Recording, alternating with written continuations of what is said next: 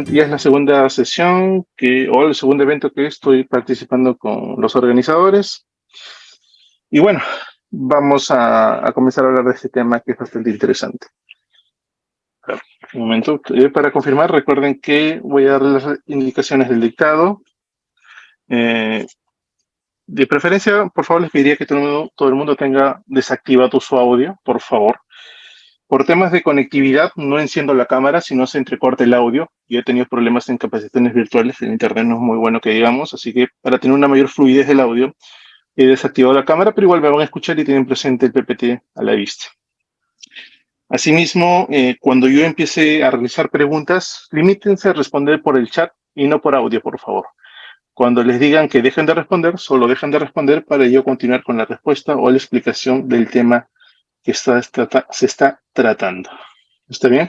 Al final de la sesión se les enviará algunos links para que puedan, digamos, consultar alguna parte de mis publicaciones, eventos y, bueno, para que puedan acceder a mayor información que se está realizando sobre el tema en distintos rubros del derecho administrativo. Entre estos, por ejemplo, como estamos viendo ahora, o vamos a ver ahora, el derecho administrativo sancionador.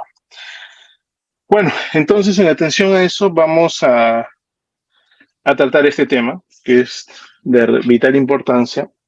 Pero para esto vamos a comentar algunos temas previos o esenciales, digamos, para tener más claro un poco el contexto de lo que vamos a explicar. Cuando hablamos de desarrollo del PAS o del procedimiento administrativo sancionador, estamos hablando de una secuencia de diferentes fases que vamos a luego conversar. Cómo inicia, es decir, las actuaciones previas o preliminares, el desarrollo de la parte instructora, sancionadora, que es la primera fase, y la segunda fase, que es normalmente la fase de apelación, que normalmente a veces es resuelto por un tribunal. Y si no lo es, pues justamente solamente resuelve hasta la resolución de sanción, se agota la vía administrativa y se va al contencioso. Pero bueno, los típicos casos que vamos a ver, bueno, ya esperemos en otra sesión hablar un poco más de casuística. Así es lo que más me interesa, digamos. Voy a tratar de compartir un poco de teoría con casos ahora. Sin embargo, quiero recordarles que si en un momento se da la oportunidad de resolver solo puros casos, pues sería también interesante hacer una sesión o taller de puros casos prácticos, ¿no? Porque finalmente eso es lo que nos importa a quienes estamos en el ejercicio de la profesión, saber cómo interpretar las cosas y también la jurisprudencia que ayuda mucho para eso. Pero bueno, entonces vamos a conversar de esto. Para ello vamos a hablar brevemente de algunos temas. Ya. Así que solamente voy a hacer una referencia puntual. No sé si han participado en el evento anterior que hice, pero si no lo han hecho, simplemente hacer una pequeña referencia sobre la forma jurídica y la función administrativa, porque aquí vamos a encontrar a la sanción administrativa. A ver, si yo les pregunto, o sea, simplemente digamos, para hacer una referencia, normalmente, bueno, parto primero del concepto de función administrativa. Este es un tema por el cual normalmente siempre comienzo porque me gusta ubicar a los alumnos o los estudiantes o participantes en un contexto del cual vamos a partir de ahí para desarrollar el tema, pero siempre parto de acá, porque me gusta ubicarlos bien y que puedan tener una mayor comprensión del tema. Pero bueno, la función administrativa no es más que el ejercicio de actividades realizadas por entidades de la administración pública, ejercicio de actividades. La función administrativa es el ejercicio de actividades realizadas por la administración pública. Entiendes la administración pública en sentido amplio y en sentido estricto. No sé para aquellos que no sé si hay participantes que ya han repetido el evento anterior, pero cuando hablamos digamos, de entidades en sentido estricto, nos referimos a aquellos que aparecen en la estructura del Estado. Y cuando hablamos de entidades de administración pública, que no son, o sea, entidades de la administración pública en sentido amplio, ¿de acuerdo? Nos referimos a aquellas entidades que no forman parte de la estructura del Estado, pero que por alguna razón ejercen una función administrativa o un servicio público. Ahí hablamos de personas jurídicas de derecho privado, por ejemplo, Telefónica, que es una empresa privada, pero que ejerce un servicio público, entonces aplica. Ahí entra como entidad de la administración pública, pero en sentido amplio. ¿Por qué? Porque no está en la estructura. Entonces, solamente para resumir que en ese grupo tenemos, para hacerlo más preciso, si nos vamos al artículo primero del título preliminar de la ley de procedimiento, tenemos 8 numerales. Ustedes van a ver en el artículo primero del título preliminar de la ley Dice, se entienden entidades de administración pública y van a haber 8 numerales. Del numeral 1 al 7 vamos a considerar como entidades de la administración pública en sentido estricto y el numeral 8 específicamente va a ser considerado como entidad de la administración pública en sentido amplio. ¿De acuerdo? Ante aquellos que ya me han escuchado, creo que ya están relacionando lo que ya les expliqué, pero aquellos que no, simplemente una forma bastante concisa del tema porque no es parte medular de lo que estamos hablando. Entonces, eso es simplemente para poder centralizar la idea de la función administrativa. Entonces, la función administrativa es el ejercicio de actividades realizadas por estas entidades. Entidades en sentido estricto, entiendas aquellas que forman parte de la estructura del Estado, y entidades públicas en sentido amplio, aquellas que no forman parte de la estructura del Estado, pero pueden hacer función administrativa o un servicio público. Entonces, solo les doy un dato adicional, que este numeral 8, que es la entidad pública en sentido amplio, está relacionado a lo que viene a ser la huida del derecho administrativo. Se refiere que cuando las reglas del derecho administrativo y derecho público no han sido suficientes para tratar ese tema, porque el derecho privado termina siendo una vía adicional para resolver algunas cosas que el derecho público no se encuentran para, digamos, para entender. Entonces, por eso es que en ese punto numeral, cuando hablemos de doctrina, y no sé, por ahí alguien habrá escuchado, la huida del derecho administrativo se refiere básicamente a que las reglas del derecho público no son suficientes para solucionar un tema, sino voy a tener que irme a las reglas de derecho privado para poder entender esa figura. Nada más. Entonces, ya sabiendo eso, o sea, ya qué es la función administrativa y qué entidades las hacen, entonces estas son las formas jurídicas. Ya hablamos de un concepto, ahora hablamos de qué manera hacen función administrativa. Entonces, aquí en pantalla vamos a encontrar las 5 formas jurídicas de la función administrativa. 5 formas jurídicas, o sea, es decir que esto las van a hacer justamente estas entidades de la administración pública, es en sentido amplio y estricto, las van a hacer. Ahora, la pregunta es cómo lo identificamos. Y aquí justamente como estamos hablando de procedimiento sancionador, queremos ubicar a la sanción administrativa. Para ustedes, ¿cuál de estos 5 sería o estaría inmersa la sanción administrativa? ¿En cuál de los 5? Ojo que por chat, ¿eh? Nada por audio.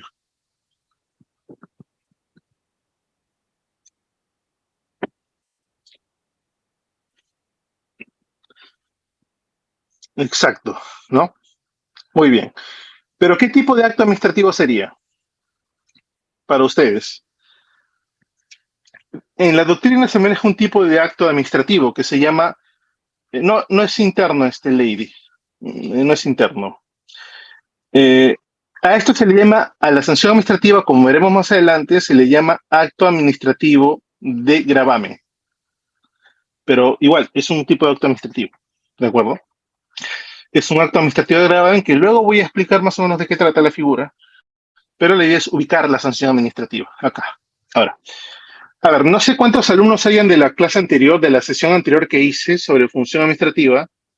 Lo que pasa es que no sé si comentar rápidamente alguno de estos. Tal vez ya lo escucharon para no, digamos, ya no perder tiempo en decirlo o repetir cada uno de estos, o simplemente ya pasar al siguiente elimina. Entonces, si hay muchos de ustedes que ya escucharon esto, ya no lo menciono, me voy a la siguiente elimina. ¿Ya? Entonces, sí, algunos sé que lo escucharon, ¿ve? Entonces, si ya lo escucharon, entonces no, bueno, pasamos al siguiente elimina nada más. Ya.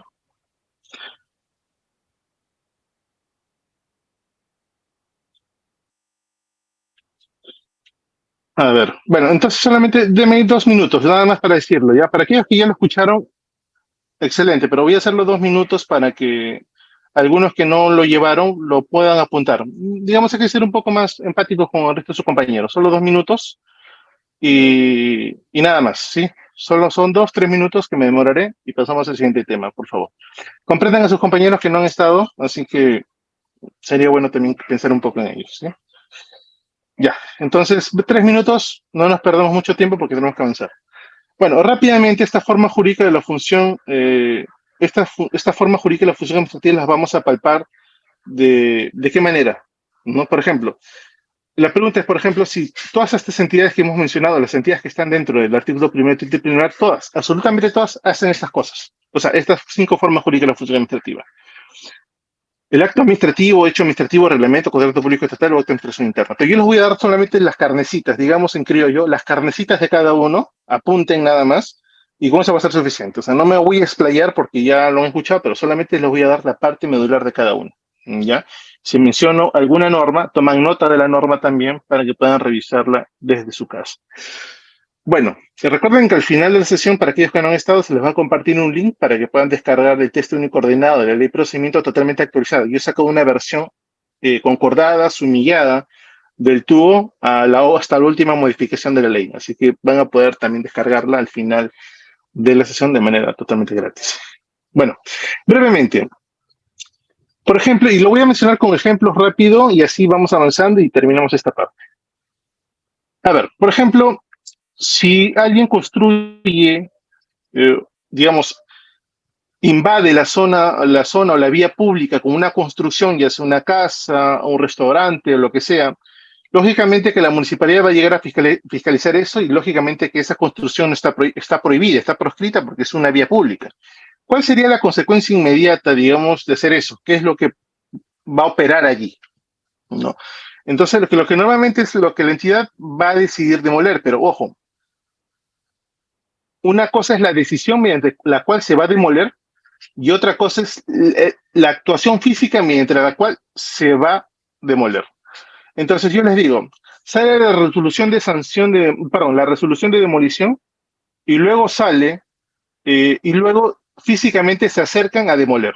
¿Cuál sería ahí el acto administrativo, por ejemplo, o el hecho administrativo? ¿Cuál sería el acto administrativo ahí? En el ejemplo que les puse. Rápidamente, nada más.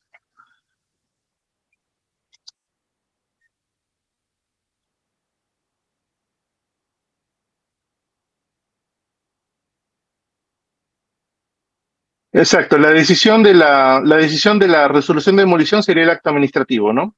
Sin embargo, el hecho administrativo sería el comportamiento de demoler. Entonces, ahí vamos a definir rápidamente el hecho administrativo. El hecho administrativo no es más, bueno, en términos de la ley de procedimiento, al hecho administrativo le llama actuaciones materiales. La ley de procedimiento le llama, al hecho administrativo le llama actuación material. Para la clase, para mí, para la cátedra, yo le llamo el hecho administrativo como aquella operación física o técnica que despliega la autoridad administrativa, como parte de un procedimiento administrativo o no. ¿De acuerdo? Vuelvo a repetir, para la ley de procedimiento el hecho administrativo son actuaciones materiales. Para mí, para la clase, el hecho administrativo es toda operación física o técnica, ¿de acuerdo? Bueno, aquella operación técnica o física que despliega la autoridad administrativa como parte de un procedimiento administrativo o no. Profesor, sea más específico con eso. Claro, voy a ser más específico con unos ejemplos. Como se relaciona con operación técnico-física, hablamos de un despliegue de un comportamiento, hablamos de despliegue de una actuación, no de una decisión. Entonces ahí, por ejemplo, estamos hablando, por ejemplo, el traslado de un expediente de una oficina a otra, hecho administrativo. La recepción, el sello de recepción de cargos, de documentos, hecho administrativo, ¿no? ¿Qué más podría ser hecho administrativo, no? La actividad de fiscalización, el comportamiento de fiscalizar, hecho administrativo. El comportamiento de notificar, hecho administrativo. Entonces, los hechos administrativos se van a digamos, a enmarcar dentro de lo que viene a ser operaciones técnicas o físicas. Si es un comportamiento solamente físico que no demanda ningún conocimiento técnico, pues será simplemente un hecho administrativo como comportamiento u operación física. Pero si esta operación lleva un conocimiento técnico además del físico, lógicamente también será un hecho administrativo. Entonces, pueden combinar ambas, tanto la operación física como técnica, o solo la técnica o solo la física. Pero el tema es que hay una actuación, un comportamiento, y eso se llama hecho administrativo. Dato adicional, cuando el hecho administrativo resulta ser ilegal, se le llama vía de hecho. Vuelvo a repetir, cuando el hecho administrativo resulta ser ilegal y no se sustenta en una base legal, se le llama vía de hecho y este puede ser, digamos, cuestionado a nivel contencioso administrativo. Pero vamos a hacer un ejemplo de vía de hecho. Por ejemplo, imaginemos que a un funcionario de salud público le prohíben el ingreso a la entidad. Entonces, no es legal que le prohíban el ingreso a menos que sea por una orden judicial. Entonces, él puede cuestionar ese hecho administrativo que ahora se convirtió en vía de hecho, lo puede cuestionar en el contencioso administrativo de por qué razón no le están dejando entrar a la entidad. Entonces, Ahí veríamos un caso rápido y muy sencillo de un ejemplo de la vía de hecho, que recuerden, el hecho administrativo cuando no tiene o cuando es ilegal se convierte en vía de hecho, nunca lo olviden. Reglamento, rápidamente, reglamento, aquellas que tienen efectos generales y abstractos. Les voy a dictar las normas relacionadas para reglamento. Tomen nota, por favor, ¿sí? Porque tenemos que avanzar rapidísimo. La primera norma involucrada para esta parte tenemos el Decreto Supremo 007-2022-JUS. Estoy hablando de reglamento y para reglamento voy a mencionar tres normas. La primera norma es el Decreto Supremo 007-2022-JUS. ¿Están tomando nota?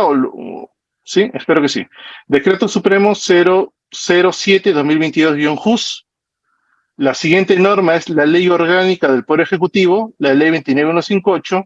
Y tercera norma, el Decreto Supremo 054-2018-PSM. Esas tres normas están relacionadas al reglamento. ¿De acuerdo?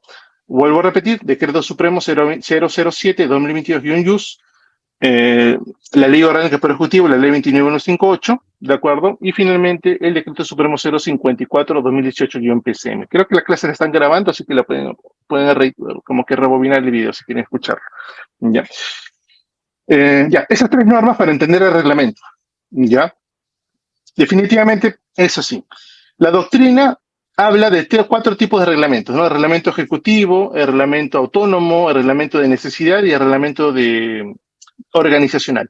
Sin embargo, en el caso peruano, el Decreto Supremo 007-2022-JUS ha adoptado dos modalidades, o sea, en el caso peruano ha agarrado la doctrina y la ha desarrollado en su norma dos tipos de reglamentos, el reglamento autónomo y el reglamento ejecutivo. Señores, aunque no me crean, de verdad me llegan consultas de este tipo, ¿eh? Ahora les voy a dar un dato bastante adicional. Sería bueno, como le digo, estas sesiones, digamos, maratónicas que podrían hacerse, podríamos desarrollar, por ejemplo, una sesión pura de reglamentos, casos prácticos, ¿no? Teoría, casos prácticos, para ver cómo o qué tipo de cosas podrían ser consideradas como reglamentos o no. Bueno, sigo rápidamente. Entonces, estos dos tipos de reglamentos, ¿qué quieren decir? El reglamento ejecutivo hace aquel reglamento que depende de la existencia de una ley. Vuelvo a repetir, el reglamento ejecutivo es aquel que depende de la existencia de una ley. Y el reglamento autónomo no necesita de la existencia de una ley para existir, solamente necesita que la entidad tenga potestad para reglamentar y además que se ejerzan funciones permanentes para eso. Entonces, ¿y eso dónde lo vemos? En el Decreto Supremo 007-2022-JUS. ¿De acuerdo?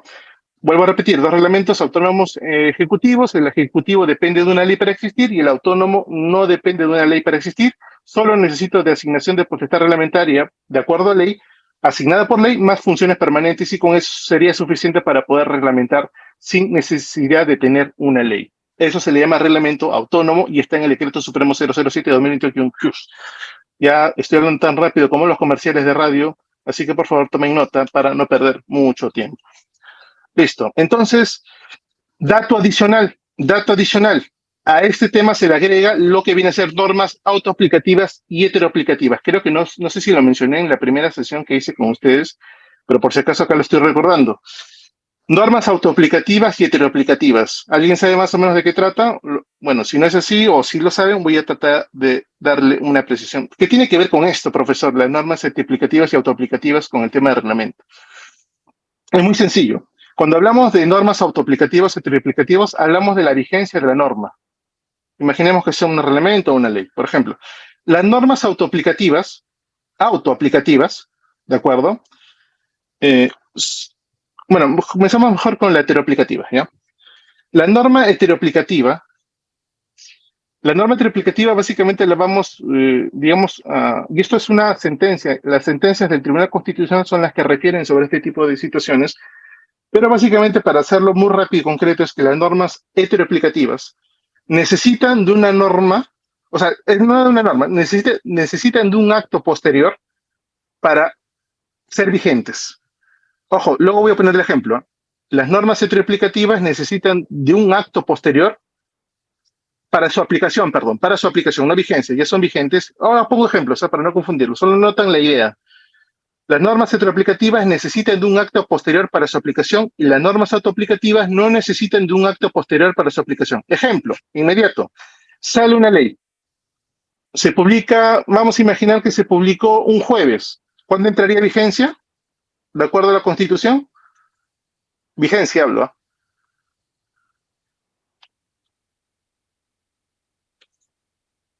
Al día siguiente de su publicación, ¿no? Perfecto, listo. Ahora, ¿qué pasaría? Esto se le llama norma autoaplicativa, que no necesita de un acto posterior para aplicar. Es decir, yo ya puedo aplicar la norma desde el día siguiente de su publicación. Pero ¿qué pasa con la norma heteroaplicativa? Aquí presten atención, la heteroaplicativa, no la auto. La autoaplicativa es más sencilla porque la aplico después de su día siguiente de su publicación. Pero la heteroaplicativa quiere decir que la norma, a pesar de que entre en vigencia, es decir, a pesar de que la norma entre en vigencia, no la puedo aplicar. ¿Por qué? Porque necesito de un acto posterior para su aplicación. Por ejemplo, la existencia de un reglamento. Entonces, la ley que entró en vigencia, pero no la puedo aplicar hasta que se cumple ese acto posterior, que es la publicación y la vigencia de un reglamento, y ahí sí recién puedo aplicarlo. ¿De acuerdo? Entonces, vuelvo a repetir, la norma de una heteroaplicativa quiere decir, ojo, tiene que ver con la vigencia, no se vayan a olvidar. La autoaplicativa, heteroaplicativa hablan de la vigencia. La ley, en el caso de la autoaplicativa, entra en vigencia al día siguiente y yo la aplico sin problema, porque no necesito de un acto posterior para aplicarla. Pero la norma triaplicativa sí necesito de un acto posterior para que entre en aplicación. No, la norma ya está vigente, solo necesito de un acto posterior para aplicar la ley. Y para aplicarla necesito la existencia de un reglamento. Y ahí tiene que ver eso con el reglamento. ¿De acuerdo? Entonces, vamos a... Profesor, ¿cómo funciona ese tema del acto posterior? ¿No? Ese acto posterior es con la emisión de un reglamento. Normalmente ese acto posterior se complementa o se hace con un reglamento. Entonces, ese reglamento hace que, a pesar de que se encuentre vigente la norma, aún no se aplique, pero una vez que ya se publica el reglamento, ya se puede aplicar la ley. Y eso se le llama norma heteroaplicativa. Cuando la vigencia depende, no, cuando la aplicación de una norma ya vigente, vuelvo a repetir, cuando la aplicación de una norma ya vigente queda pendiente de un acto posterior para que pueda surtir efectos o aplicarlo. ¿De acuerdo? Entonces, y ahí les doy un dato adicional que normalmente a veces me olvido, pero es bastante específico. Es un dato importantísimo. Puede haber disposiciones heteroaplicativas en una norma autoaplicativa, por ejemplo, o pueden haber disposiciones autoaplicativas en una norma heteroaplicativa, por ejemplo. Sacan una ley, escuchen todos, porque esto puede venirnos en cualquier circunstancia. Sacan una ley por necesidad pública e interés nacional. Por cualquier circunstancia, cualquier materia, ya sea salud, transporte, infraestructura, pero sacan una ley. El Congreso saca una ley por necesidad pública e interés nacional. Presten atención, ¿ah? Presten atención. Sacan una ley de esa naturaleza. Interés público y necesidad nacional. Listo. Ustedes revisan la ley, ¿de acuerdo? Y dice que esta ley está sujeta a un acto posterior, es decir, a un reglamento. Lo que podría llevarnos a concluir o a pensar que la norma ya es heteroaplicativa porque necesita de un reglamento para poder aplicarse, a pesar de que está vigente. Pero ¿qué pasaría si esa norma, que es heteroaplicativa, es decir, la ley, porque necesita de un reglamento para aplicarse, tiene disposiciones autoaplicativas? ¿Es posible, profesor, que una norma heteroaplicativa pueda tener disposiciones autoaplicativas? Sí. Todas aquellas leyes emitidas por necesidad pública e interés público normalmente no tienen que ver con un desarrollo de un reglamento, sino de políticas públicas y de actos que tranquilamente la entidad puede desarrollar y hacer o implementar sin necesidad de un reglamento. Les doy ese dato importantísimo. Las leyes de necesidad pública e interés público son pueden ser normas heteroaplicativas, pero que pueden tener autoaplicativas que no voy a necesitar esperar la publicación del reglamento para poder aplicar esa disposición de esa ley. Entonces, y eso pasa normalmente con las leyes claro, la partecita, por ejemplo, donde dicen dispóngase medidas complementarias, medidas determinadas que normalmente no son propias de reglamento, sino son actos de gestión. Ya, eso no necesita reglamento, la entidad ya puede hacerlo sin necesidad de esperar el reglamento. Y este problema pasa cuando los reglamentos no son publicados dentro del plazo establecido en la ley y cuando el Poder Ejecutivo se demora en publicarlos, ¿no? Entonces, sí, se podría considerar, estimada Guadalupe, eso. Entonces, les doy un dato bastante importante, cosa que no debería por el tiempo, pero bueno, ya estoy dando el dato. Esperemos en una sesión dar más ejemplos del tema. Y finalmente, ya para terminar esta idea, existe un pleno jurisdiccional de contencioso administrativo, eso si quiere, al final se los paso a la organización para que se los comparta, o también lo pueden descargar de mi página. Es un pleno jurisdiccional de lo contencioso que nos permite diferenciar un reglamento de un acto administrativo. Y eso es importante, ¿eh? Un reglamento de un acto administrativo. Es el primer pleno jurisdiccional en lo contencioso administrativo que distingue a un reglamento de un acto administrativo. Ese es el año 2015, ese pleno, y básicamente son determinados criterios que se usa para poder distinguir de un reglamento de un acto administrativo. Entonces, uno de los criterios es el criterio ordinamental, el criterio de consunción y el criterio de generalidad. Son tres criterios que normalmente aplica o señala este pleno jurisdiccional y que nos permite, este pleno de lo contencioso administrativo que nos permite ayudar a diferenciar de un reglamento de un acto administrativo. Ya, vuelvo a repetir, en ese pleno van a encontrar el criterio ordinamental, criterio de consunción y el criterio de generalidad.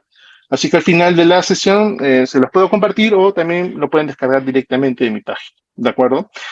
Así que eso es sobre el reglamento. Ya no quiero emplearme más porque ahora se nos va a ir el tiempo. Ya en otra sesión podemos hacer una clase puramente de reglamento, potestad reglamentaria y aplicar la vigencia de la norma, como la norma o sea, hay muchos temas interesantes que no he mencionado ahorita por tiempo, ¿de acuerdo? Pero hay un montón de cosas y casos bastante interesantes de cómo que por un tema, por más sencillo que parezca, terminan siendo de debate en entidades públicas en la alta dirección, solamente por no saber en qué momento y cómo se aplica una norma cuando entra en vigencia. Y el TC ha señalado que hay fenómenos respecto al mismo, ¿no? Bueno, entonces eso sería, normalmente la teoría de reglamento, yo en mis clases de primer grado me demoro hasta un mes y medio en hacerlas. Un mes y medio solamente desarrollando reglamento, imagínense. Es un tema bastante interesante. Pasamos al contrato público. Tomen nota, básicamente es referencial, me han pedido, entonces si hay alguna información que no lo he mencionado en la primera sesión que tuve con ustedes, pues igual les va bien a ustedes, ¿no? Así que no está de más. Contrato público estatal, hay que señalar que contrato público es un acuerdo de voluntades donde una de las partes siempre es el Estado, ¿de acuerdo? Pero acá, en este tipo de figura, se excluyen los contratos laborales del Estado. Aquí no entran.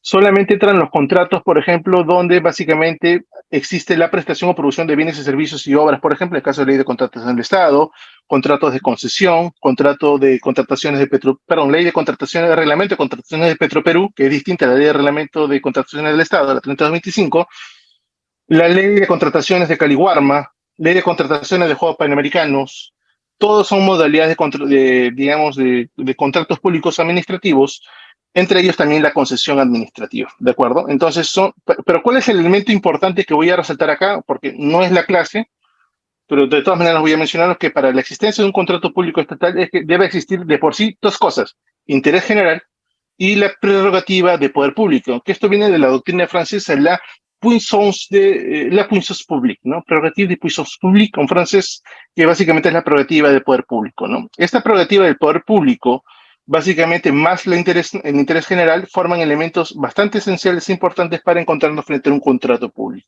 ¿Por qué prerrogativa de poder público? Porque es el único el Estado que lo puede realizar. O sea, el privado por más que quiera no puede hacerlo, siempre va a ser el Estado. Pero para eso tiene que tener esa prerrogativa. Rápidamente el acto de administración interna, solamente incide, bueno, sencillo y práctico. Profe, ¿cómo lo diferencio? Me cuesta diferenciar el acto porque a veces usan indistintamente el acto administrativo de la interna. Y es un problema recurrente, ¿de acuerdo? A cualquier cosa le llaman acto administrativo y a cualquier cosa le llaman acto de administración interna. Pero para que les quede muy claro de acá en adelante, como ya lo señalé en una clase anterior, es que el acto de administración interna solamente tiene que incidir en tres aspectos: estructura, funcionamiento y organización del Estado.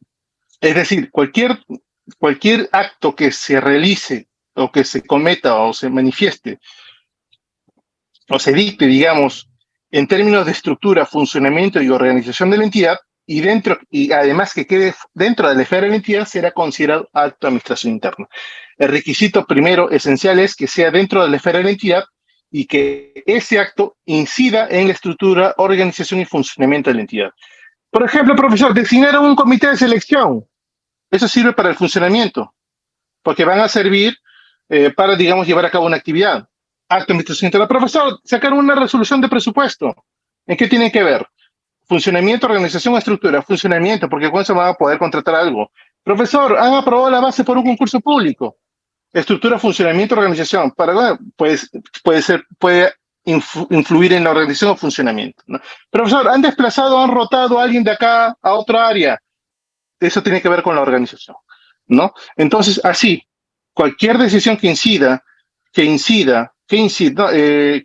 en, vuelvo a repetir, pero sáquenlo por lógica.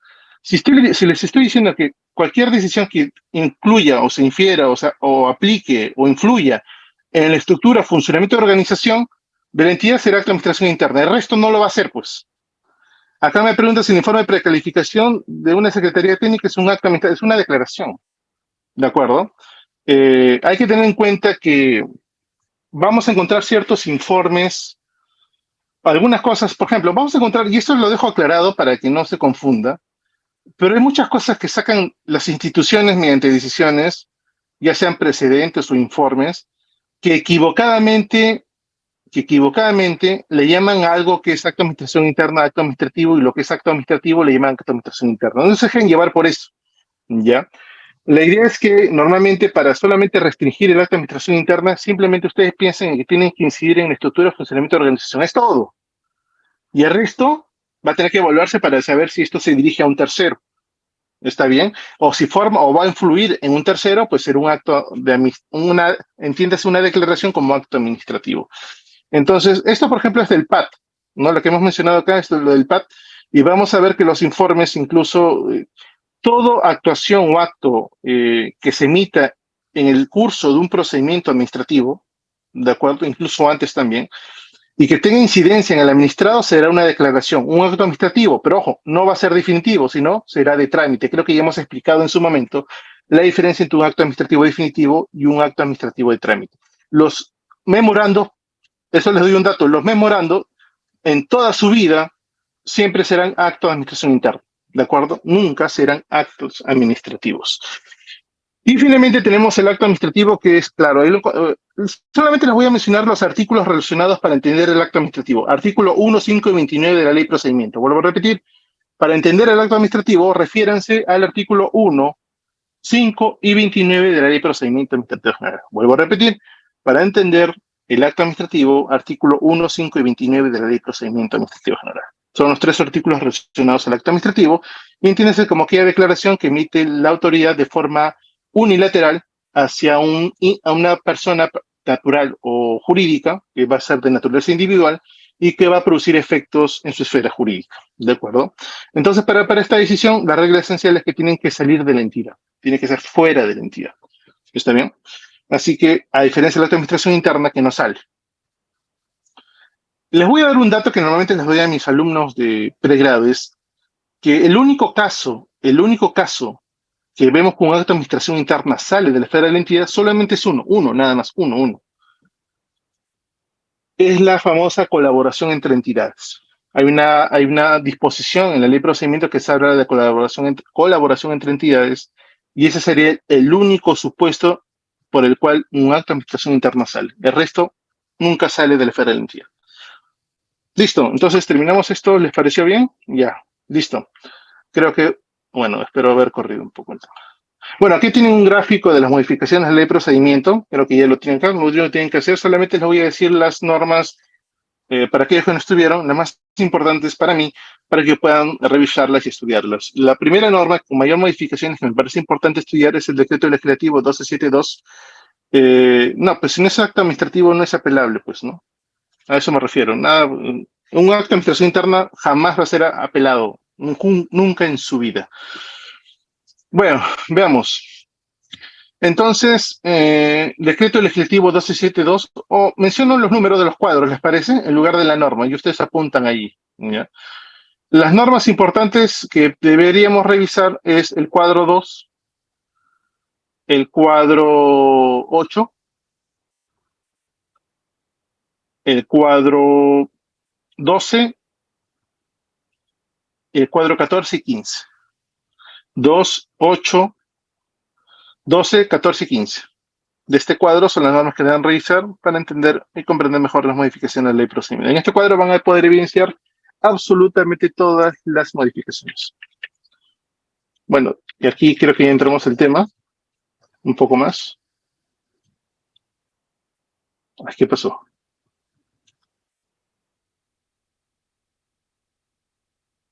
Bueno, pues. Se cerró.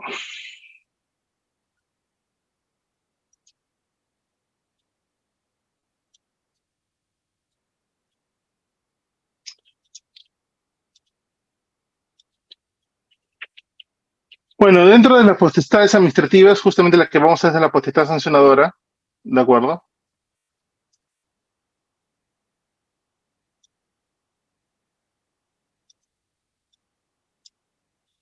Y bueno, la potestad básicamente va a ser una posición jurídica activa donde vas a poder crear, modificar y distinguir relaciones jurídicas. De ahí viene el término general de potestad. Pero dentro de los distintos tipos de potestades, tenemos a la potestad sancionadora que va a ser materia de comentario junto con el PAS.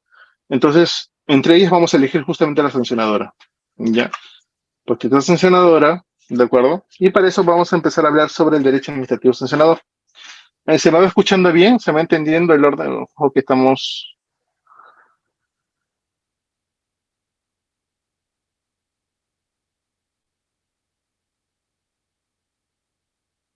Sí, ok, seguimos entonces.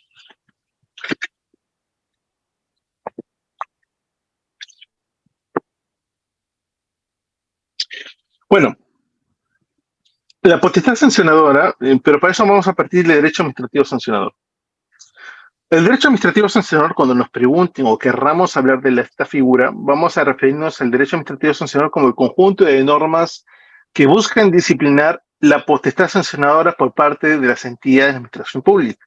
Vuelvo a repetir, conjunto de normas que buscan disciplinar el ejercicio de la potestad sancionadora. Disciplinar entiéndese como regular, ¿no? Conjunto de normas que buscan regular, buscan pues normar el ejercicio de la potestad sancionadora, ¿no? Y eso, bueno, ahí está la cita de un manual de derecho administrativo español del 2005, a cual se hace referencia. Una de las cosas que siempre con los cuales siempre comienzo este tipo de sesiones es con los componentes del DAS. A partir de ahora, cuando me refiera al derecho administrativo sancionador, voy a hablar de DAS. ¿Ya? Los componentes del DAS eh, que no deben faltar, y ojo, ya independientemente si somos privados que estamos defendiendo a particulares en procedimientos sancionadores, ya sean estudios jurídicos, empresas, que lógicamente pues llevan casos de personas privadas o jurídicas, perdón, personas naturales o jurídicas frente a las entidades, o ya sea como servidor o funcionario de la entidad, en ninguno de los dos lados debe olvidarse los componentes del DAS. ¿Ya? Entonces, por ejemplo, cuando yo me involucro, ya sea un sancionador en materia ambiental, en materia pesquera, en materia forestal, en materia pues, de contratación del Estado, en materia de fiscalización laboral, tenemos una cantidad bastante variable y diversa de procedimientos sancionadores que, sin importar sea cuál, estos componentes se van a presentar en todos ellos. O sea, no pueden dejar de estar. Entonces, si estamos tocando un tema sancionador o estamos involucrados con uno, entonces desde ya debemos tener en cuenta estos cuatro componentes. El primer componente está referido a los principios de la potestad sancionadora. Para ello, vamos a rescatar los principios más importantes, como es el principio de legalidad, de acuerdo al principio de tipicidad, principio de irretroactividad y también el principio de no bis in idem. Vuelvo a repetir, los principios medulares de la potestad sancionadora o del procedimiento sancionador justamente son el principio de legalidad, principio de tipicidad, principio de retroactividad y el no bis in idem. ¿De acuerdo? Justamente el principio de legalidad nos lleva a entender básicamente que existe una legalidad formal y una material. La legalidad formal se refiere al documento, a la norma con la cual se emite estas disposiciones de naturaleza sancionadora, y la naturaleza material, el contenido de la norma, es decir, qué es lo que se regula. Y la primera, que es la formal, es el documento, la norma con la cual se regula. Uno es la forma y el otro es el contenido, la parte material. A eso se refiere legalidad formal y legalidad material.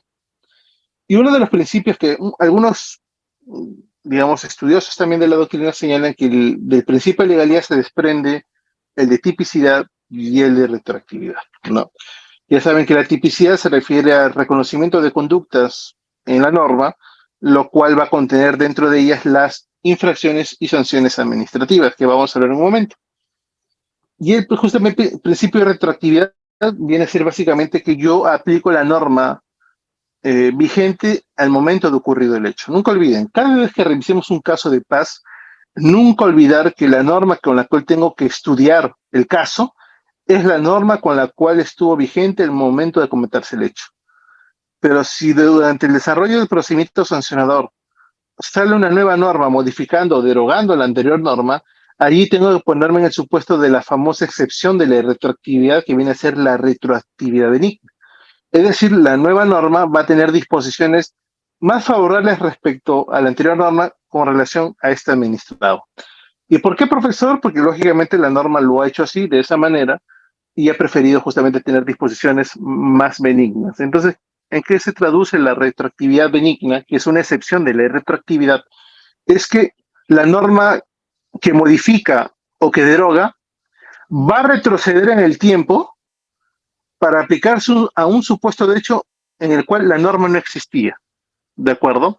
Entonces, eh, a eso vamos. Entonces, por lo tanto, digamos que la idea de esta figura de la retroactividad, perdón, de principio de retroactividad tiene su excepción en la retroactividad benigna, y esto se desprende de la figura de indubio pro reo, ¿no? De la figura penal, y justamente que es indubio pro administrado, ¿de acuerdo?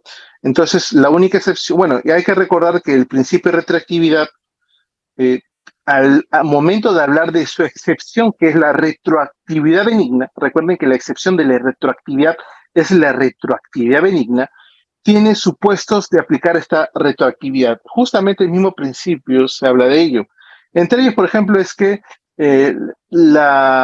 cuando la tipificación cambio se suprime, cuando el plazo de prescripción se reduce, para aquellos procedimientos sancionados en trámite y aquellas sanciones por ejecutar. Entonces, en esos cuatro supuestos podemos aplicar la retroactividad benigna. La Ley de Procedimiento Administrativo General ha catalogado y ha clasificado los supuestos de retroactividad. Y vuelvo a repetir, cuando la tipificación cambio se suprime, cuando el plazo de prescripción se reduce, aquellos procedimientos sancionados en trámite y aquellas sanciones por ejecutar. ¿De acuerdo? Entonces, eso lo vamos a encontrar en el mismo principio antes mencionado. Y finalmente el novis in idem, que es otra figura bastante importante, de acuerdo, que es uno de los principios bastante medulares también del procedimiento sancionador o de la potestad sancionadora, que básicamente se refiere a que yo no puedo castigar dos veces por un mismo sujeto y hecho y fundamento a una persona, ¿no? O no puedo reabrir un procedimiento administrativo sancionador archivado por el mismo sujeto, hecho y fundamento, ¿de acuerdo? A menos que se trate de la figura de la caducidad, que vamos a comentar, que puedo reabrirlo. Bueno, hay un tema debatible, ¿no? Algunos dicen que la caducidad podría afectar una figura procesal del nebis in idem. Bueno, es una tesis, digamos, ¿no? Por ponerlo así. Bueno, en ese sentido, el nebis in idem nos permite saber que no voy a castigar dos veces a una misma persona, ¿no? Por el mismo sujeto hecho fundamento. Justamente esto se le llama la famosa triple identidad. Esta triple identidad está referida justamente al mismo sujeto, hecho y fundamento. ¿De acuerdo? Por ejemplo, les doy un caso rapidito a ver cómo lo interpretan. Les comento así un ejemplito para luego pasar al otro, ¿ya?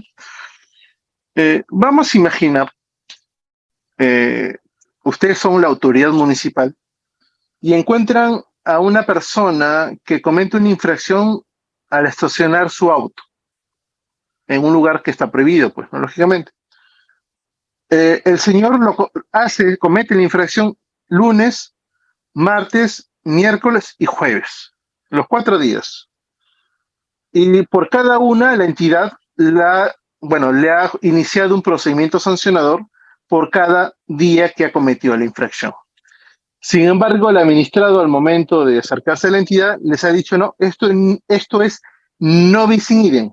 Me están sancionando por el mismo sujeto hecho y fundamento y solo deberían sancionarme por la conducta que tuve el primer día y no por el resto porque él dice que son las mismas.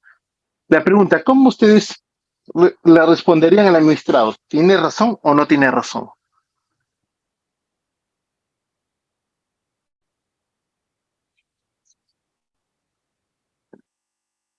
Él dice que hay nieve sin idem, dice. O sea, no podría la entidad abrirle un sancionador por cada día que cometió una infracción, sino deberían como que reunir todas esas conductas en un solo procedimiento sancionador. Es como que quería acumular en un procedimiento sancionador todas las conductas. ¿Cuál sería el sustento? Él dice que se está vulnerando el ne bis in idem.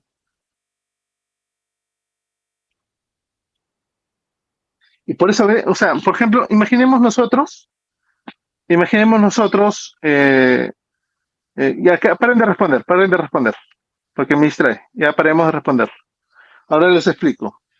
Esto me acuerdo que estaba capacitando en una municipalidad y eso me preguntaron, me acuerdo. Y lógicamente siempre me acordé de este ejemplo y siempre lo menciono en clase también, por lo siguiente, ¿no? Porque ellos, la entidad, o sea, la autoridad que me había contratado para capacitarlos, tenía muchos de esos problemas porque muchos administrados presentaban esta situación, es decir, les decían que vulneraba el sin idem porque ellos basta que cometen un hecho y el hecho de que los restos sean iguales, pues no deberían sancionarse según el administrado, ¿no? Pero cuando entremos, como no es la clase de principios, pero de todas maneras voy a mencionarlo de forma bastante puntual, es que en realidad el Navy Cine tiene una vertiente, como les dije, digamos, una vertiente sustantiva y una vertiente, o material y una vertiente procesal, ¿no? Entonces, el tema es que ambas vertientes forman parte del Navy Cine. Ahora, la pregunta es, sujeto, hecho y fundamento. Les pregunto, ¿es el mismo sujeto?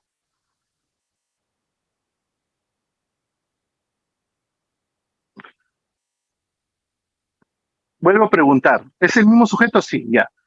¿Es el mismo fundamento? Sí, mismo fundamento. ¿Pero qué va a variar? ¿Cuál va a variar? El hecho.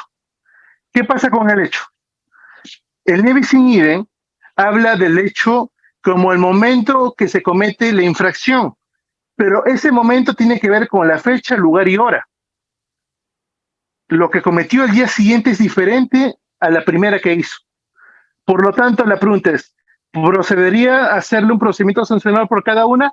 Sí, va a proceder a hacerle un procedimiento sancionador por cada una de estos hechos que ha cometido. ¿Se dan cuenta? Pero fíjense qué tan interesante es conocer un poco de doctrina para darle contexto. Si no supiéramos esto, estaríamos complicados y nos llevaríamos hasta incluso darle la razón al administrado, ¿no? Pero bueno, no digo que es bastante interesante el tema, ¿de acuerdo?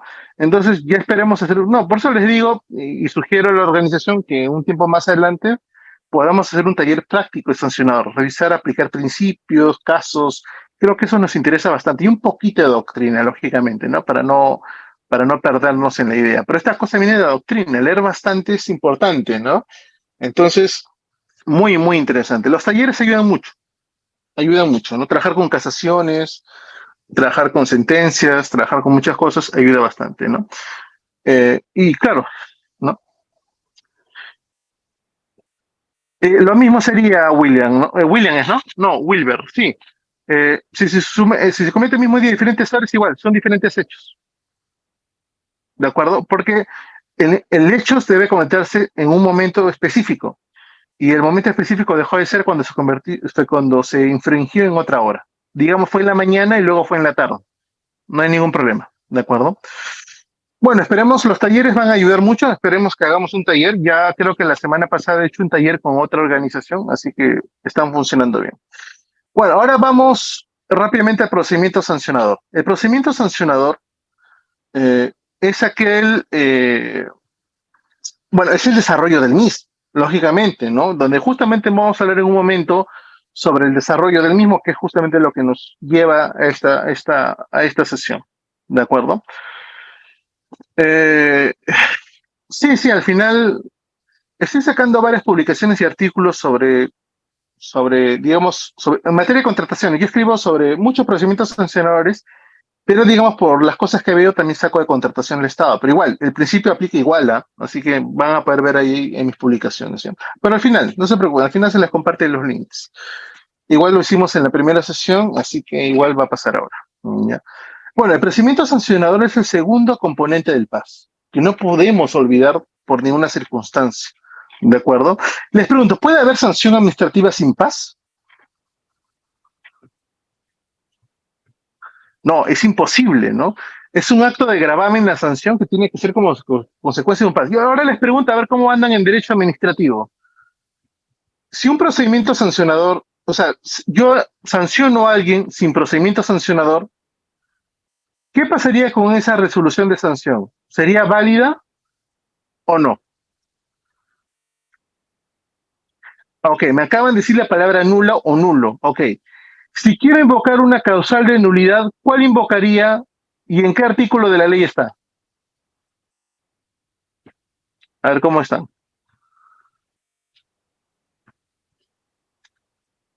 Su compañero dice, compañera Yasmín, ¿no? Yasmín dice el inciso 2.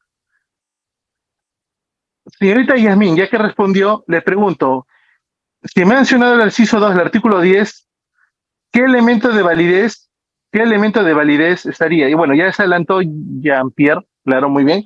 Sería justamente el procedimiento regular, ¿no? El procedimiento regular se refiere básicamente a la existencia de un procedimiento que no haya vicios en el procedimiento para justamente el acto administrativo no se vea viciado, ¿de acuerdo? Ahora, también, claro, podemos involucrar eh, podemos citar, por ejemplo, claro, o sea, a lo que me refiero es que también puedo invocar el literal uno, pero a lo que estoy yendo bastante específico es al elemento de procedimiento regular, elemento de validez, inciso 2 del artículo 10, ¿no? Eh, claro, también puedo citarlo, Marco, solo que estoy yendo específicamente la causal invocaría, pero también puedo invocar el primero, que es, recuerden que la primera causal de nulidad es relacionada, básicamente, es la llave más abierta, es donde muchas cosas pueden entrar en el numeral uno, ¿de acuerdo? El numeral 3 y 5 son pocos usados, 4, perdón, 3 y 4 son pocos usados, así que no sería el supuesto aplicable. Bueno, y el tercer componente está referido a las infracciones administrativas. Lógicamente, esta infracción administrativa tiene que ver mucho con el principio de tipicidad, ¿de acuerdo? Está relacionado al principio de tipicidad. Y lógicamente, el principio de tipicidad respecto a estas infracciones administrativas es decir que son las conductas descritas como materia de lesión al ordenamiento jurídico administrativo, ¿no? Y finalmente, el cuarto componente es la sanción administrativa, que es el castigo, el mal infligido, el acto administrativo de gravamen que va a sufrir el administrado como consecuencia de la comisión de una infracción administrativa. Pero lógicamente que esa consecuencia, digamos, lesiva, tiene que ser como resultado de un procedimiento administrativo sancionador. ¿Está bien? Entonces, simplemente para detallar un poco más, acá tenemos un cuadrito sobre las diferencias entre ambos, tanto el derecho penal como el derecho administrativo sancionador, ahí lo tienen. De acuerdo a una breve diferenciación para que no la puedan olvidar.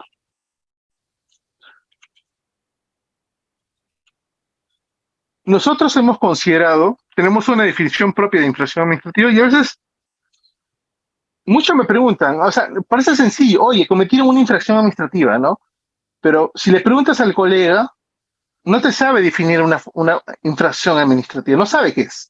O sea, es decir, la reconoce porque está en la norma, pero pregúntale qué es, no te lo sabe decir, ¿no? Incluso pongámonos a pensar ahorita con conciencia, si nos llegaran a preguntar ahora qué es una infracción administrativa, sería complicado poder definirla, porque se nos vienen muchas cosas a la mente. Entonces, nosotros los abogados debemos siempre estar así, responder rápido, que el cerebro, yo creo que el cerebro de un abogado debe responder de una manera muy rápida, pero para eso tiene que tener información, ¿de acuerdo?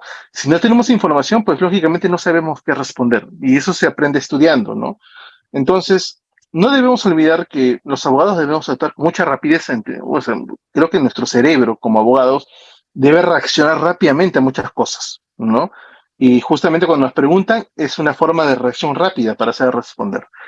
Entonces, para nosotros, después de digamos, una revisión de bibliografía y también hemos expuesto nuestra propia definición, es que justamente eh, que la infracción administrativa es una...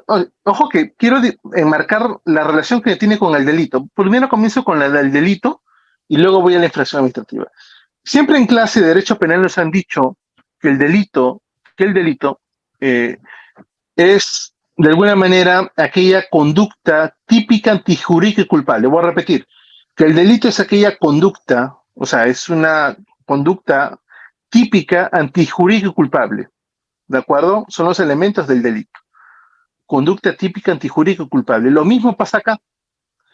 Lo mismo pasa con la infracción, pero en lugar del delito, que es una contravención, una vulneración al Código Penal, acá es al ordenamiento administrativo, a las normas de naturaleza administrativa, ¿no? Entonces, lo mismo, es una conducta, ya sea por acción u omisión, señalada y descrita expresamente, típica, que vulnera el ordenamiento jurídico, antijurídica, y a la vez es cometida por un sujeto específico culpable, antijurídica y culpable, ¿no? Entonces se repiten los elementos, sí. Es una conducta típica, antijurídica y culpable. ¿Tiene la misma definición del delito? Sí. ¿Tiene los mismos elementos del delito? Sí. Solo que el delito se refiere al Código Penal y la infracción administrativa se refiere al ordenamiento administrativo. Pero tienen los mismos elementos, ¿de acuerdo? O sea, digamos en términos de definición, a eso me refiero. Pero para eso, para poder llevar a cabo todo esto, tiene que existir potestad sancionadora, si no, no puedo hacerlo. Finalmente tenemos una definición de sanción administrativa, no sé si la pueden ver en la parte inferior de esta filimina, en la que está en verde, justamente es una definición que yo he realizado, la tengo publicada en un artículo también.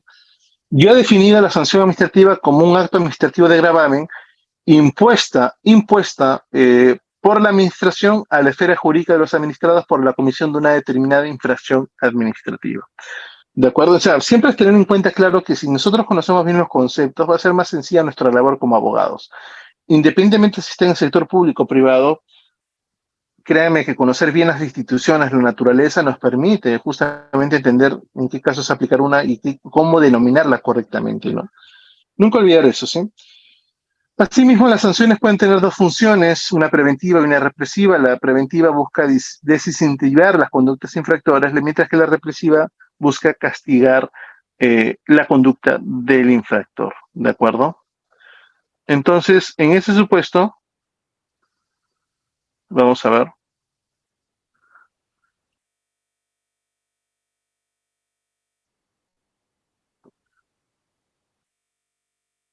A ver un ratito. Ok, ahora sí. Para eso les recomendaría una lectura de mi amigo Cristian Román Cordero, un profesor chileno de la Universidad de Chile, que hemos compartido eventos en Sancionador. Lo voy a compartir su material. Pero ahí él habla sobre el castigo en el derecho administrativo sancionador, un término bastante interesante, que me gusta mucho el título, el castigo, ¿no? Lo voy a compartir esa lectura de mi compañero y amigo Cristian Román Cordero, así que va a estar muy interesante que lo puedan leer. Finalmente, la sanción administrativa también a veces se confunde con otras actuaciones de las entidades, ¿no? Creen que una medida correctiva es una sanción administrativa, y eso no es lo correcto, ¿no? Ahora,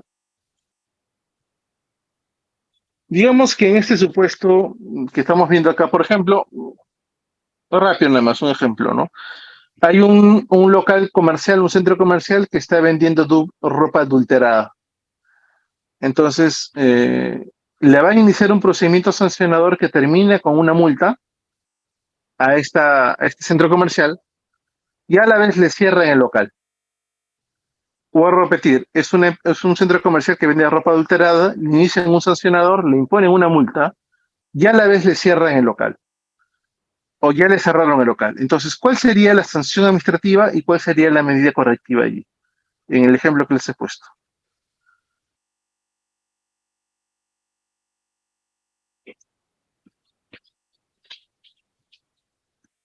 Uh-huh.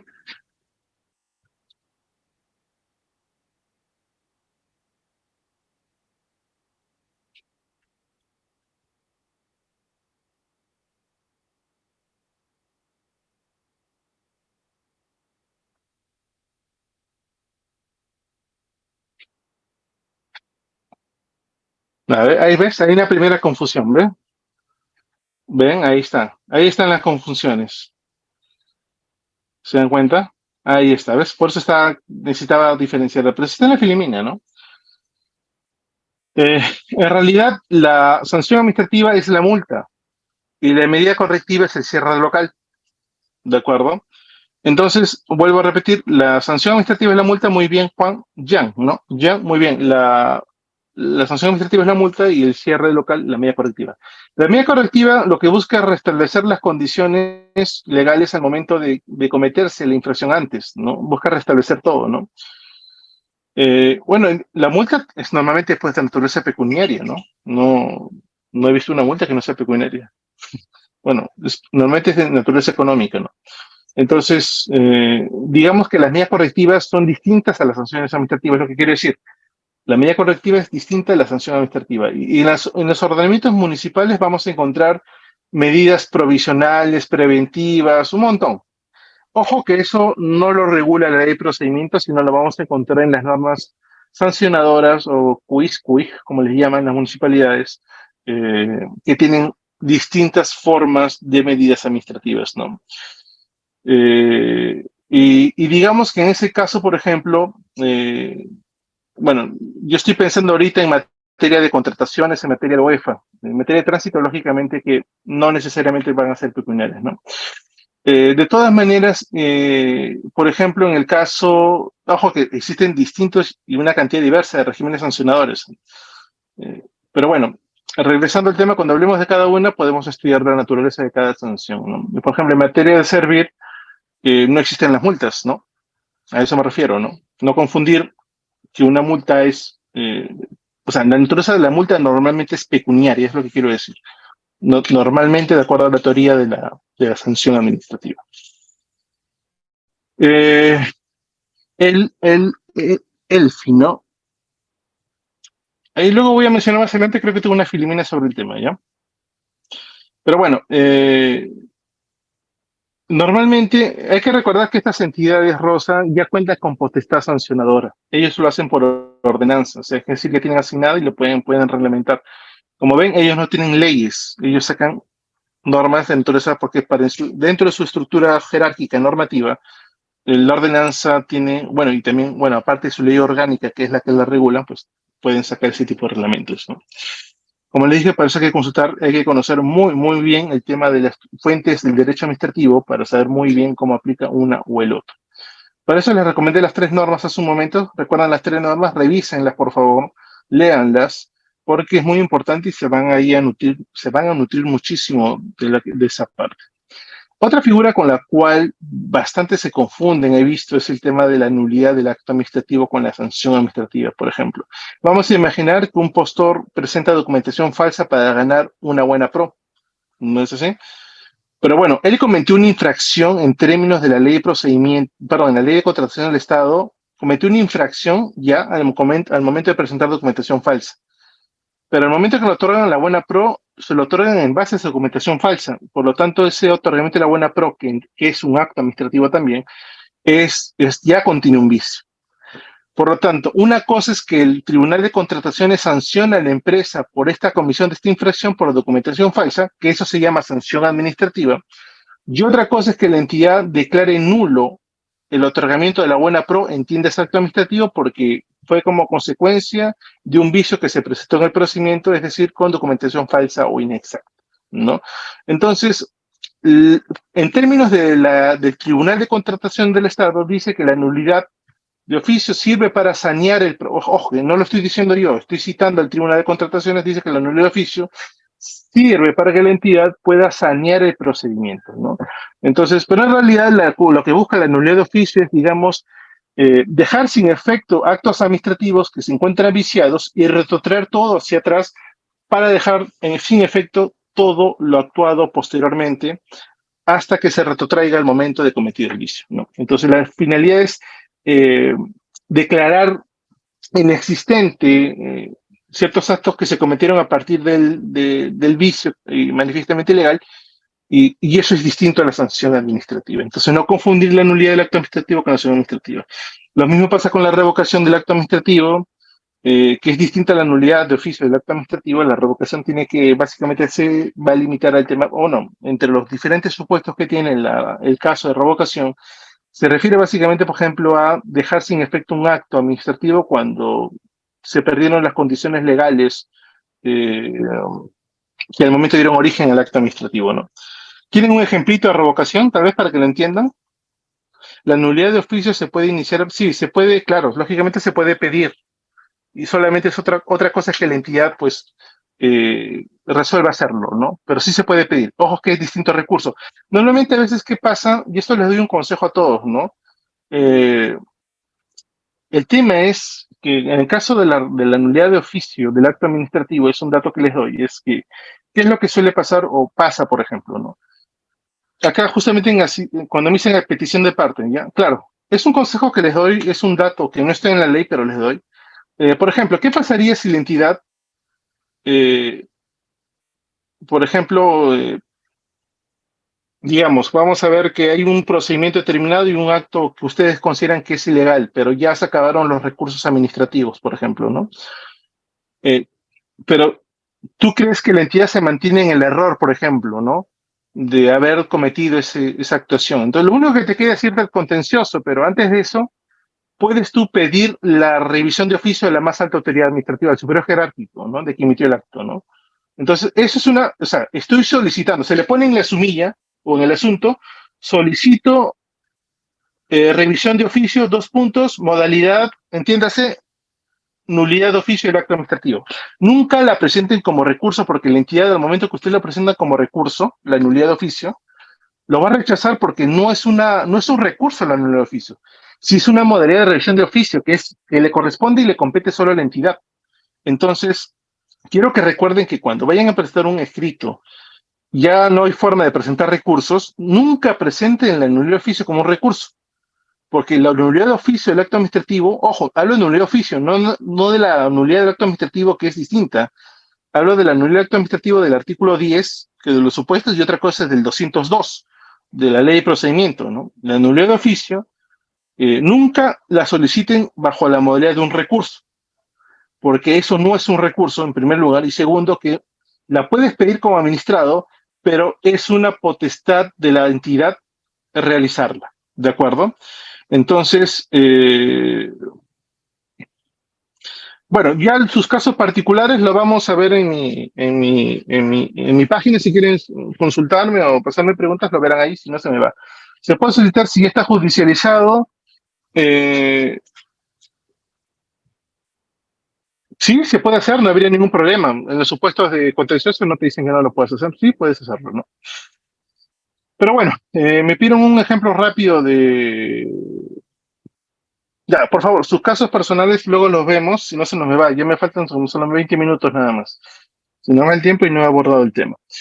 Para eso está la página, ¿ya? Ahí me pueden hacer sus consultas y dentro de mi tiempo trataré de responderles, lógicamente. ¿Ya?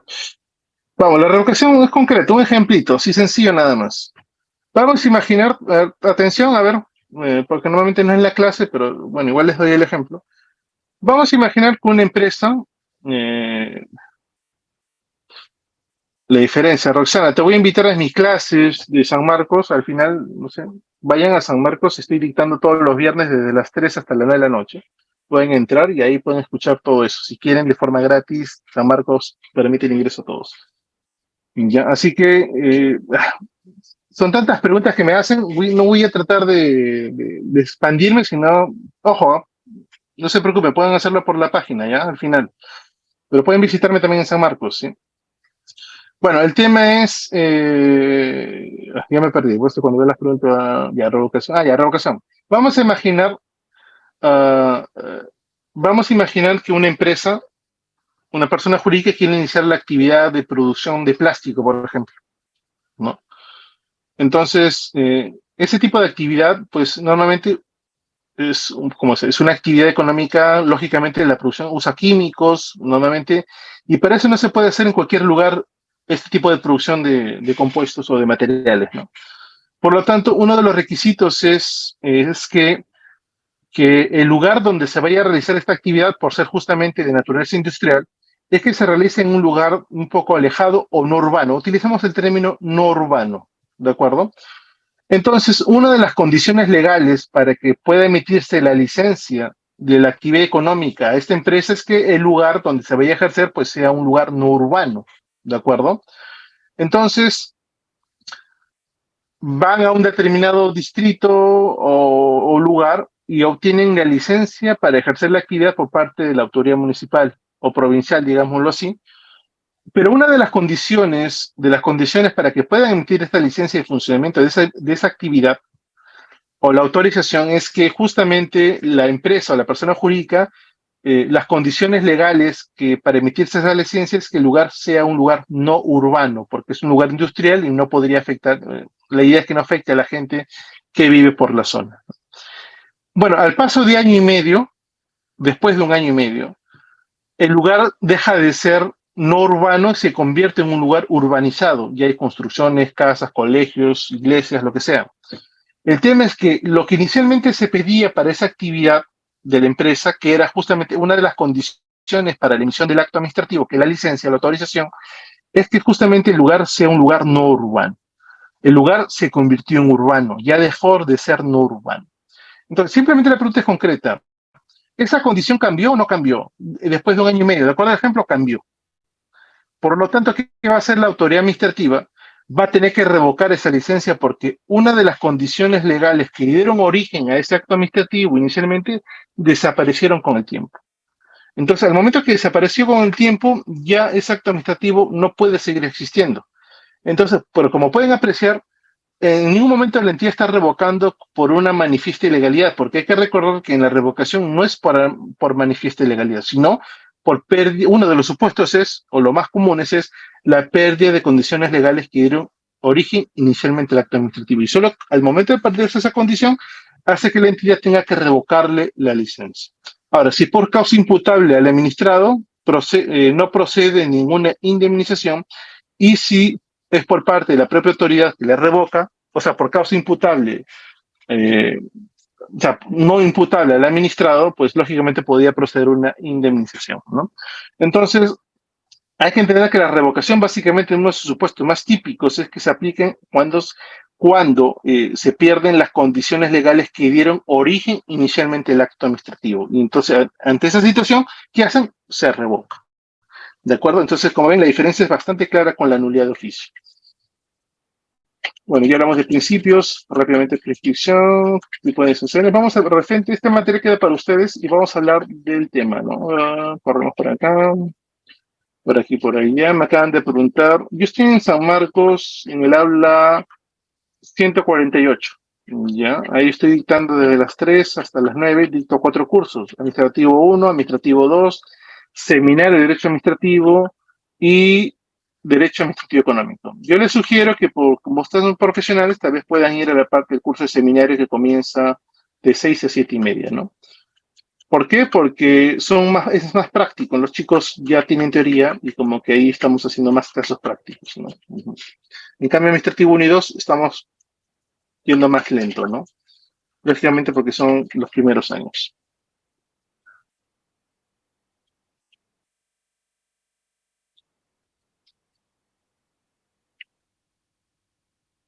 Vuelvo a repetir, la ley de procedimiento establece causales de revocación, entre ellas una de las más comunes, acabo de decirles, por la pérdida de condiciones legales, pero hay otros supuestos más. Lo único que tengo que hacer es yo ver si esa revocación o esa causal con el hecho que pretendo yo presentar como revocación o querer como revocación, cada vez si coincide con el supuesto de los de revocación, nada más. Y un dato interesante, a diferencia de la nulidad de oficio, la revocación no tiene plazo de prescripción, en cambio la nulidad de oficio sí tiene, en sede administrativa 2 años, en sede judicial 3.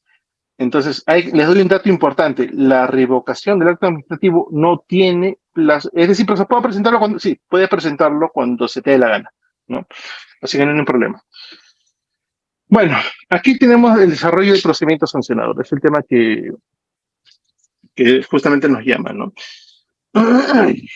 Bueno, como pueden ver acá, vamos a explicar estas fases. Acá tengo, y vamos a mencionar otros ejemplos también, ¿sí?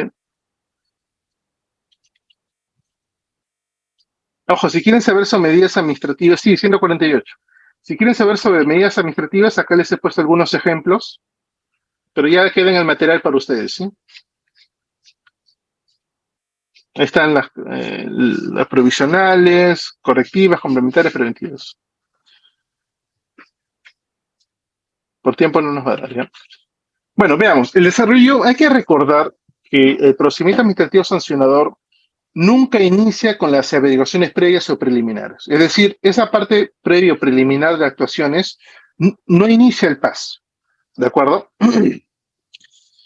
Vuelvo a repetir que las actuaciones preliminares o iniciales del PAS nunca inician el PAS. O sea, allí no se inicia el PAS.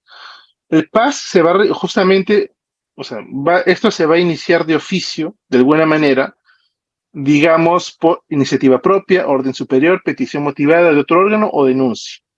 ¿De acuerdo? Entonces, pero las averiguaciones previas no forman parte del inicio del PAS. ¿De acuerdo? Ahora, ¿cómo inicia un procedimiento administrativo sancionador? ¿De acuerdo? Un procedimiento administrativo sancionador inicia básicamente, o bueno, digamos, un procedimiento administrativo sancionador inicia básicamente, les vuelvo a recordar, ¿sí? ¿Cómo inicia un procedimiento sancionador en general? Inicia con la primera notificación de imputación de cargos. Vuelvo a repetir. El procedimiento administrativo sancionador inicia con la primera notificación de imputación de cargos. Allí inicia. Pero esto da origen a lo que viene a ser la fase instructora o instructiva. Entonces, si bien es cierto, hay que recordar que hay un momento en el cual las medidas correctivas, bueno, las medidas provisionales, que son las medidas cautelares en el ámbito sancionador, se van a dar justamente entre el inicio y la instrucción del procedimiento sancionador. Bueno, básicamente en el inicio del procedimiento sancionador. Quiero que recuerden eso, si estamos viendo el desarrollo, ¿no? Entonces, cuando se da la fase instructiva o de instrucción, que es esta primera parte, la fase instructiva, ¿ellos qué van a hacer? Notifican, por favor, escuchen bien, no se distraigan. ¿Ahí qué se va a dar? Se va a dar, en la fase instructiva, se va a dar la primera notificación de imputación de cargos. Con eso inicia el PAS, ¿de acuerdo?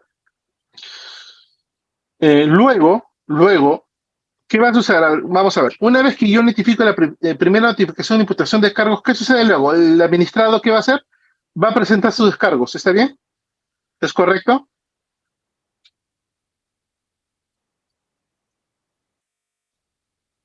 Ya, voy a explicar la secuencia y, bueno, espero que estén atentos, ¿ya? Voy a explicar la secuencia de cómo funciona y tomen nota, porque la ley de procedimiento les lo señala, pero digamos yo voy a resumirlo para que ustedes lo tengan un poco más puntual, ¿no? A ver, el procedimiento sancionador inicia con la primera notificación de imputación de cargos. Frente a esta notificación de imputación de cargos, ¿de acuerdo? El administrado va a presentar sus descargos. Ojo que ahorita no estoy hablando de plazos, ¿ya? Solo estoy hablando de las fases, de los momentos. No estoy hablando de plazos ahorita. No se distraigan con los plazos. Les estoy hablando de las cosas que va a contener. Por el momento, de lo que va a contener. ¿Qué actuaciones vamos a evidenciar en el PAS? ¿Ya? Entonces, el administrado aprieta sus descargos, pero se los presenta al mismo órgano que lo notificó la primera notificación de imputación de cargos, que es el órgano instructor. El órgano instructor hace uso de esos descargos y emite el denominado IFI, que es el informe final, ¿no?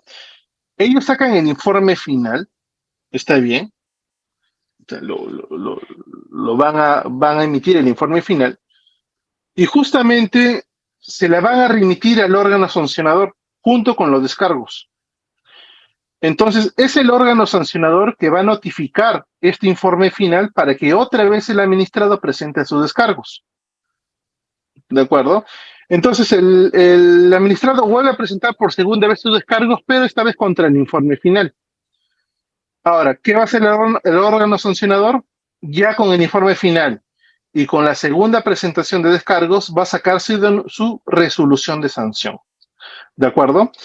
Esa resolución de sanción, dependiendo de qué naturaleza o tipo de procedimiento sancionador sea, en qué ámbito, pues normalmente se va a presentar un recurso de apelación. Si este tipo de procedimiento sancionador cuenta con un tribunal, el recurso de apelación va a ser presentado ante el órgano sancionador, pero va a ser resuelto por el tribunal que corresponda. Por ejemplo, Tribunal de Servir, Tribunal de Contrataciones de Estado, distintos tribunales sancionadores que existen, ¿no? Entonces, más o menos ya recuerden, existen dos notificaciones para el administrado, que es la primera notificación de imputación de cargos y la segunda notificación es del informe final y finalmente la resolución de sanción. ¿De acuerdo? O sea, me refiero que dentro de la fase instructora esos dos actos se van a notificar, ¿no? Entonces, a eso, digamos, recuerden que estoy hablando dentro de la estructura de la ley de procedimiento, por favor, ¿sí? Estamos en la ley de procedimiento. Ahorita no estoy hablando de procedimientos sancionadores especiales como en el caso de Indecope ni nada. Por favor, restrínjanse a escuchar, a explicar lo que estoy hablando en términos de ley de procedimiento, no metan otras cosas, ¿ya? Pues si no, nos vamos a distraer. Cuando ya hagamos procedimiento sancionador en regímenes especiales, ya hablemos de sumario, abreviado y todo lo que hay, ¿ya? Ahora, vamos a ver. Sobre esto, ¿qué puede pasar o qué va a suceder? Desarrollo el procedimiento sancionador, como les digo, va a haber una notificación de imputación de cargo, que es la primera, luego la notificación del informe final y finalmente la notificación de la resolución de sanción. ¿De acuerdo? Hay que recordar que los recursos que se presentan, ese recurso de apelación o reconsideración, ojo, pero en este caso, las normas sancionadoras, a menos que no lo señalen, normalmente se presenta recurso de apelación. ¿De acuerdo? Y finalmente esto termina con la resolución, resolución final. Pero ¿cómo funciona, por ejemplo, en el caso, vamos a ver el caso de tránsito, ¿no? ¿Ya? Y transporte es eficiente. Por ejemplo, hay una imposición de papeleta, que con eso inicia el PAS. Hay descargo del administrado, informe final de instrucción, resolución final, se hace mediante notificación electrónica, hay un recurso de apelación y finalmente hay un resolución de recurso de apelación. Con eso se agota la vía administrativa. ¿Ya? En el caso de UEFA, por ejemplo, ¿cómo funciona? ¿No? Ellos, por ejemplo, normalmente tienen actividad de fiscalización, ya sea en materia forestal o minera o lo que sea, pero tienen una actividad de fiscalización previa. ¿De acuerdo? Pero igual sigue la misma estructura de la Ley de Procedimiento Administrativo General. Pueden variar algunas cosas, pero esta es la estructura que se debe seguir, ¿no? Entonces,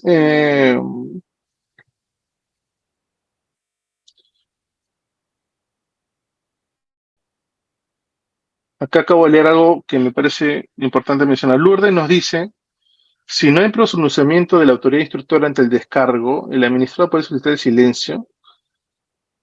No, en realidad, lo que pasa es que no te refieres con si no hay pronunciamiento, no. A ver, te explico un poco más. Si hay una paralización del procedimiento, puedes presentar un recurso ante la paralización o una queja por defecto de tramitación para ver cómo responde la entidad. Pero cuando hay una pausa de la entidad, entonces esperemos que se dé la figura de la caducidad, ¿no? Para que se pueda la caducidad del procedimiento. Así que en ese caso es preferible que el administrado, si quiere que se active o se manifieste la entidad, puede haber una queja o un quejeta por defecto de tramitación o un recurso por la paralización o en todo caso, pues que se produzca la caducidad, ¿no? Bueno, este es el desarrollo también en materia igual. Tiene un inicio de oficio del PAS, descargo, actuación probatoria, resolución de sanción. Ellos solo tienen instancias, ¿no? Va a haber una instancia también que por ellos tienen diferentes salas, ¿no? Sala 1, sala 2, así, ¿no? Pero hay que recordar, y tengo que mencionarlo acá, vamos a ver, les voy a dar un dato importante. Les voy a mencionar sobre la caducidad rápidamente, voy a salir de acá para mencionarles esto. Vamos a ver, ya. Con esto vamos a terminar, ¿ya? ¿Están viendo en pantalla esta resolución que les muestro? ¿Sí? Ya, lo voy a resumir rápidamente, ¿ya? ¿De qué trata esto? ¿Sí? ¿Están allí? Con esto vamos a terminar, ¿les parece? Estén atentos, tomen caso del... Esto es bastante importante, creo que les va a servir mucho, ¿ya? Les va a servir muchísimo, así que presten atención y con esto concluimos la sesión del día de hoy. Esta resolución que ya están viendo la pueden descargar de la página web, pero está en internet. Lo voy a resumir brevemente. ¿De qué trata esto? Esto trata sobre el tema de la caducidad del procedimiento sancionador, caducidad administrativa. Le voy a resumir rápidamente el caso para que tengan en cuenta de qué trata. ¿Ya? Bueno, veamos, ¿cuál es el caso? El caso es que una entidad, bueno, en este caso, la entidad, en este caso UEFA, inicia un procedimiento sancionador, ¿de acuerdo? Lo inicia, ok. Pero o sea, antes que caduque el procedimiento, bueno, ya caducado el procedimiento, perdón, ya pasado los 9 meses, pide una ampliación, ¿de acuerdo? Por favor, presten atención, ¿sí? Quiero terminar el ejemplo, por favor. La idea es que me pregunten cuando estoy preguntando, ¿ya? El tema es que la entidad, o sea, pasan los 9 meses, pero la entidad decide ampliar. Pero recuerden que la ley de procedimiento te dice que puedes ampliar hasta 3 meses más, pero no quiere decir necesariamente que esa ampliación van a ser los 3 meses. Puedes ampliar 15 días, 20 días después de los 9 meses, no pasa nada. Solo que la entidad, pasados los 9 meses, decide ampliar por 15 días más, ¿ya? Resulta que en una fecha determinada, vamos a ponerle, creo que está acá la fecha, ¿ya? Vamos a verlo rápidamente para no confundirlos. ¿Cuál es la fecha? Ya, acá está, ¿no?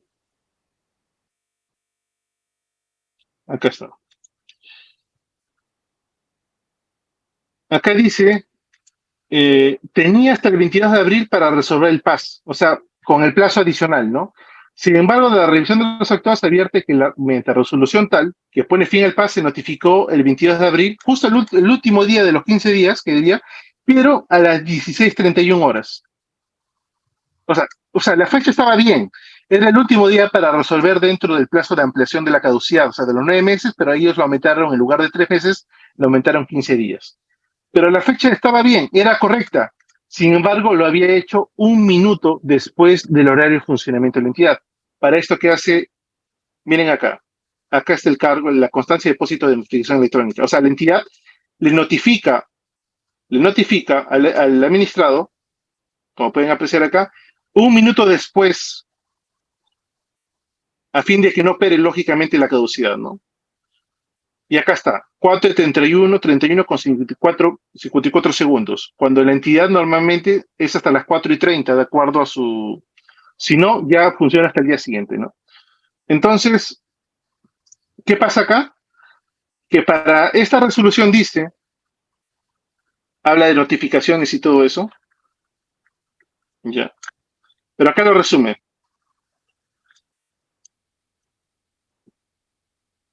Todo estaba bien en la fecha, era el 22 de abril, pero resulta que también la importancia en el tiempo que se presenta, día, día y hora hábil. Ahí tiene que ver el día y hora hábil. Entonces, a las 4:30 ya cerraba, por horario de funcionamiento ya terminaba. Ellos notificaron a las 4:31. Fíjense lo curioso, a las 4:31 ya había operado la caducidad. Es decir, que solamente por un minuto de retraso de la entidad ya habría operado la caducidad. Entonces, ellos tenían que hasta la fecha como máximo de la ampliación de 15 días a pasar 9 meses más los 15 días, ellos tenían que notificar la resolución de sanción el 22 de abril del 2022. Lo hacen en esta fecha, pero lo hacen fuera del día y horario, o sea, un minuto después. Por lo tanto, si lo hacen después, ya habría operado la caducidad del procedimiento sancionador. Por lo tanto, esa resolución ya no se podría aplicar. Le dejo el número de la resolución, acá está en pantalla, para que puedan revisar. Es un caso muy interesante que, bueno, claro, vale la pena analizar también para que puedan tenerlo. Lógicamente que en un taller podríamos ver un montón de casos, tenemos en materia de Indecopi, OEFA, contrataciones del Estado, SUNAFIL, hasta DIGESA, Contraloría General de la República. Recuerden que en el caso de OEFA tenemos hidrocarburos, tenemos materia de OSINERMIN, también podemos ver temas de telecomunicaciones, temas de SUNAS, temas de su salud, un montón de casos. Y un dato adicional, hay un caso también de su salud, un acuerdo plenario del 2018 de su salud, que dice que el procedimiento administrativo trilateral sancionador no aplica la caducidad administrativa, ¿no? Acá lo dicen. Bueno, acá por acá lo ponen, pero igual se ha publicado esto el 20 de diciembre de 2018, ¿sí? En caso quieran consultarlo o revisarlo. Esta es aplicación de la caducidad en el trilateral sancionador, no aplica la caducidad en el trilateral sancionador. Bueno, señores, con eso damos terminada, pero la sesión haya sido, bueno, nos queda muy corto el tiempo, sinceramente, no voy a negarlo, está bien, así que lógicamente me hubiese gustado más tiempo, pero bueno, que a la hora no nos da para más, ¿sí?